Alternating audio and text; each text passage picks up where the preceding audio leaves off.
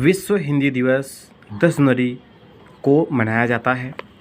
यह दिवस दुनिया भर में हिंदी भाषा के प्रचार और मान्यता पर केंद्रित है।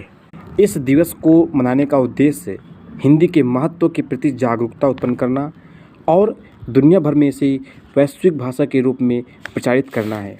मंदारिन, चीनी और अंग्रेजी के बाद हिंदी दुनिया भर में सबसे अधिक तीसरी भाषा के रूप में बोली जाती है, जिसे दुनिया भर में लगभग 600 मिलियन से भी अधिक लोग बोलते हैं। हिंदी भाषा को बढ़ावा देने के लिए भारत सरकार विश्व हिंदी सम्मेलन का भी आयोजन करती है और यह सम्मेलन पहली बार 1975 में नागपुर में तत्कालीन प्रधानमंत्री इंदिरा गांधी जी के द्वारा किया गया था। अगर हम ऐतिहासिक पृष्ठभूमि की बात करें तो 1949 में संयुक्त राष्ट्र महासभा में पहली बार हिंदी बोली गई थी। इसी दिन की वर्षगांठ को चिन्हित करने हेतु विश्व हिंदी दिवस की शुरुआत की गई थी। 1975 में तत्कालीन प्रधानमंत्री इंदिरा गांधी जी ने विश्व हिंदी दिवस सम्मेलन का उद्घाटन किया और पहली बार विश्व हिंदी दिवस 10 जनवरी 2006 को तत्कालीन प्रधानमंत्री डॉक्टर मनमोहन सिंह की सरकार में किया गया था।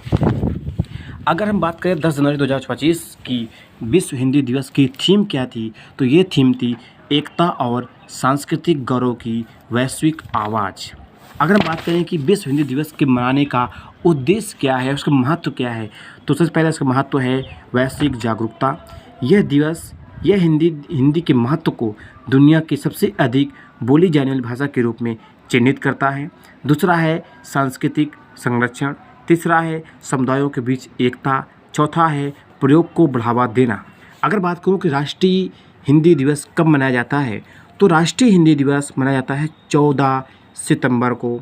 और हम बात करें 14 सितंबर 1949 को संविधान सभा ने हिंदी को राजभाषा के रूप में स्वीकार किया गया था, लेकिन अभी भी हिंदी को राष्ट्रभाषा का दर्जा प्राप्त नहीं है।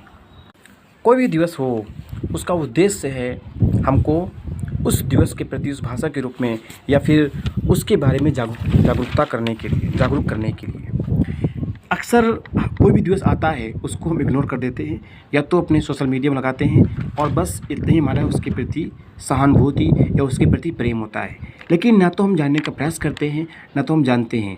परिणाम हम सिर्फ एक मान्यता पर ही जीते रहते हैं। तो कोई भी दिवस हो, जैसे अब आज 10 जनवरी है, कल 11 आएगा, फिर 12 जनवरी आएगी, तो 12 जनवरी को होता है हमारा राष्ट्रीय युवा दिवस। उस दिन हमारे स्वामी विवेकानंद जी का जन्मदिन हुआ था, तो उस दिन हमको पढ़ना चाहिए, जानना चाहिए और जागरूक करना चाहिए। तो